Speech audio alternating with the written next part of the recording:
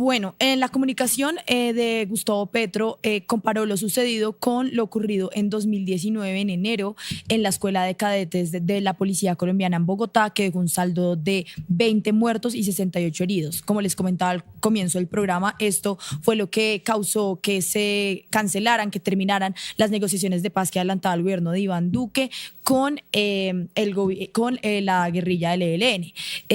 Durante el gobierno Petro se retomaron en 2022 estas negociaciones con el ELN con la esperanza de poder firmar acuerdos de paz con esta guerrilla y siendo uno de los grupos más importantes para firmar la llamada paz total de la que siempre ha hablado el gobierno de Gustavo Petro. Pero en los últimos meses estas negociaciones habían estado congeladas porque la guerrilla decía que el gobierno estaba incumpliendo algunas promesas que se habían pactado en la mesa de diálogo y hablaba, pues este grupo ilegal en cabeza de alias Antonio García hablaba de que le había pedido al gobierno que retirara a la guerrilla de la lista de grupos armados organizados en las cuales se incluye a las mafias narcotraficantes y señalaban que no se había impulsado el fondo multidonante para financiar a los combatientes que dejaran de delinquir. Mi pregunta acá, representante, es dos cosas, o sea, ¿usted cómo lo ve? O sea, ¿cree que es similar a la situación de lo que ocurrió en 2019 que también puso fin a las negociaciones?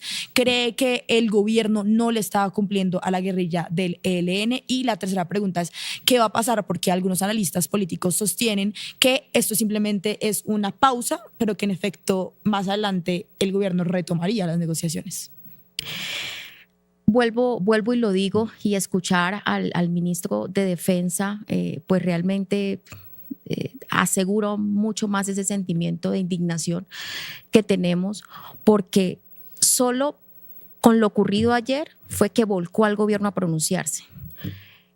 Solo porque fueron 30 soldados, que vuelvo y lo repito, lamentamos profundamente, volcó al gobierno a pronunciarse. Pero no fue importante cuando aparecían jóvenes de 22 años muertos, cuando aparecían líderes sociales muertas tiradas en las vías de nuestro departamento, cuando confinaron miles de familias en las zonas rurales de Puerto Rondón, cuando secuestran a gran cantidad de personas y le hacen juicios revolucionarios. Es que el ELN saca comunicados y decide si le perdonan la vida o no a un ser humano después de haberle hecho un juicio revolucionario. Esa realidad que vivimos los araucanos durante todo este tiempo de sus negociaciones y que ellos quisieron invisibilizar, que ignoraron a propósito, que guardaron silencio, es lo que realmente uno dice. Y entonces, ¿qué era lo que querían con ese proceso de paz? Tú lo has dicho, condicionó el ELN al gobierno, lo arrodilló a unas pretensiones, pero el gobierno, yo no vi nunca que se pronunciara y le dijera al ELN, usted no está mostrando voluntad de paz cuando está matando y está secuestrando familias.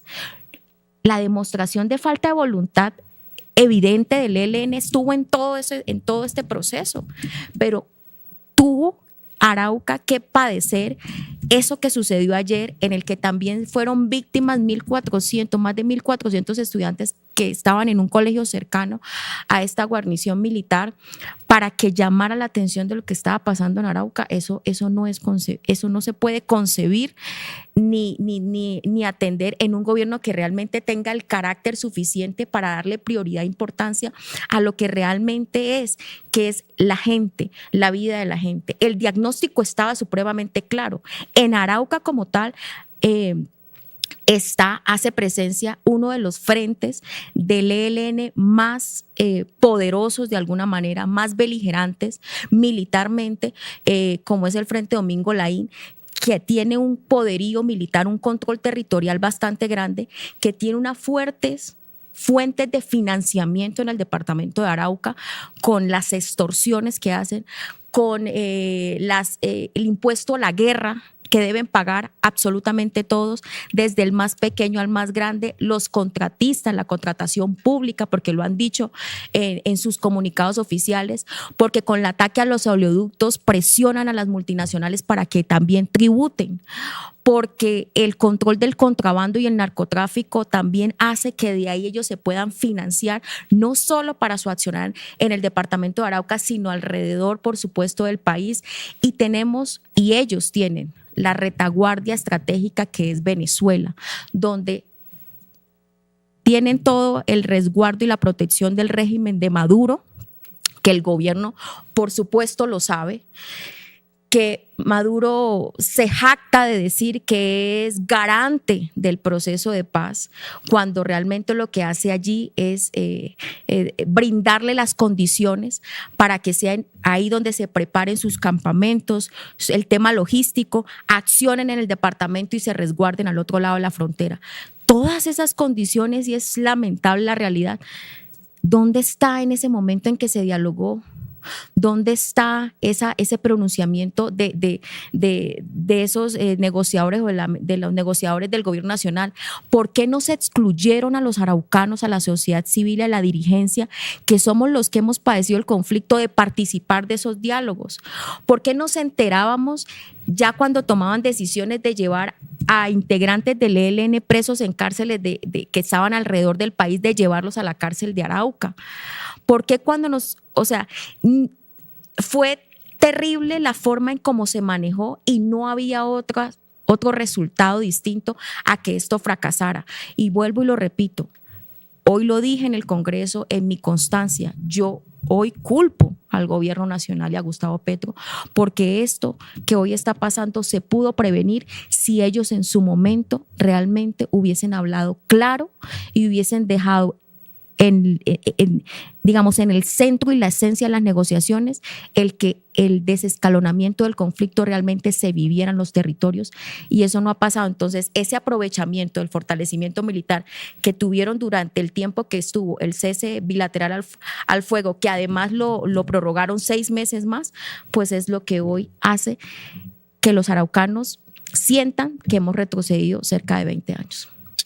Que uno no comprende, porque la semana pasada el gobierno pues publicó el borrador de un decreto en el cual sancionaba que pues iban a haber unas nuevas reglas para la paz total, en las que pues estaba que el ELN pues ya no era parte de ese grupo de organizados, los GAO, del cual hacía referencia Laura, y que pues obviamente eso como que descongelaba un poco los diálogos que se habían pues congelado, y como decía Oti Patiño, agonizando desde hace unas semanas.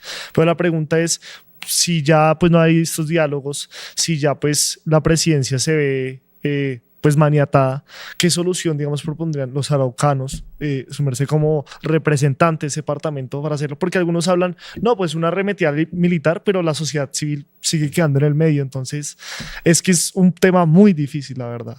Es supremamente complicado, y por eso siempre advertimos al gobierno de que lo desarrollara de distinta manera, que nunca le amarrara las manos a las fuerzas militares, y que al contrario tenía que garantizar la vida de la población civil. Ese es su propósito, esa es su misionalidad, y sentados en la mesa las partes mostraran la voluntad de dialogar, porque tenían que ceder. Yo, digamos, estoy muy en desacuerdo de políticos, congresistas y líderes de opinión que una vez sucede eso, y ahí también incluyo al señor presidente, que se victimiza hoy sabiendo que esto se pudo prevenir, en el que, claro, sucedió eso, y de una vez que opere toda la fuerza del Estado y que se paren inmediatamente y se cierre toda puerta al diálogo. ¿Quiénes son los que sufrimos? Ellos, que viven aquí en una comodidad, ellos que ni siquiera sintieron el terror de los papás y de los niños que estaban en ese colegio, la familia de los soldados que murieron, de los policías que murieron, desde la comodidad de que a mí no me toca la guerra y yo puedo simplemente decir acaben con eso y métanle a punta de armas. Pues es muy fácil simplemente abrir la boca y decir que eso pase. Pero ya nosotros los araucanos hemos pasado por todos esos procesos, guerras frontales que han dejado centenares de muertos, y este proceso debía llevarse de una mejor manera porque ya teníamos la experiencia de muchos procesos anteriores. Entonces yo lo que le he pedido al gobierno es que no tome ninguna decisión radical en este momento hasta que no nos permita también a todos los que vivimos en el territorio participar de esa decisión que se vaya a tomar, para que a la par se pueda llegar a una nueva forma de diálogo. Mire, tuvo que esperar que el mismo ELN se parara de la mesa de diálogo para ahí sí sacar un borrador y decirles vamos a cambiar el estatus y ya no van a ser grupos armados organizados, que tuvo que hablar entonces del fondo multidonantes, esperar que todo llegara al límite para ahí sí darse cuenta que estaba errando en esas conversaciones. Entonces ese es el pedido que yo hago, que por supuesto las fuerzas militares ejerzan el control del territorio, que haya presencia institucional, que el Estado se sienta en el departamento, en el país, que no hayan esos vacíos que permitan que estos grupos armados sean los que controlen y mantengan a la población civil sometida, secuestrada por el miedo y el terror, y que a la par sigamos apostándole a los diálogos, porque definitivamente es la única forma que nosotros encontremos donde la población civil sea la menos afectada en esta guerra que ya durante 40 años hemos padecido y que merece.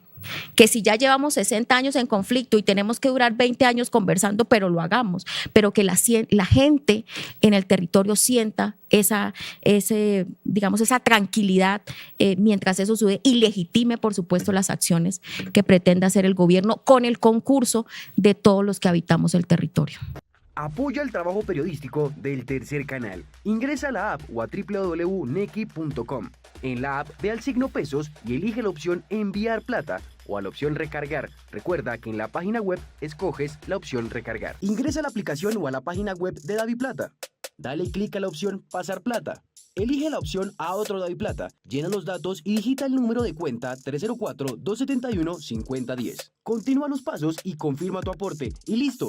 Juntos visibilizamos la otra Colombia. Si te gusta nuestro contenido Y no quieres perderte nada de la agenda alternativa, suscríbete a nuestro canal y activa la campana de notificaciones.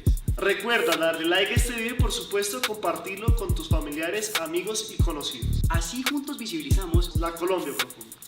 Recuerda, somos el Tercer Canal, la voz de los que no tienen voz.